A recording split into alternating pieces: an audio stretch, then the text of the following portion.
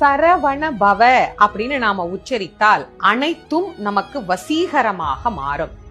ரஹன பவச அப்படின்னு உச்சரித்தால் செல்வமும் செல்வாக்கும் நம்மிடத்திலே கூடும். ஹனபவ சர அப்படின்னு நாம உச்சரித்தால் நோய் பகை இவை நம்மை விட்டு ஓடோடி போகும். நபவ சரக அப்படின்னு நாம உச்சரித்தால் எதிர்ப்பும் எதிரிகளும் நம்ம இடத்திலே இருக்கவே மாட்டார்கள். எதிரிகளின் தொல்லை நீங்கியே போகும். பவ சரஹன அப்படின்னு உச்சரித்தால் அனைத்து உயிர்களாலும் விரும்பப்படும் உயிராக நாம் மாறுவோம்.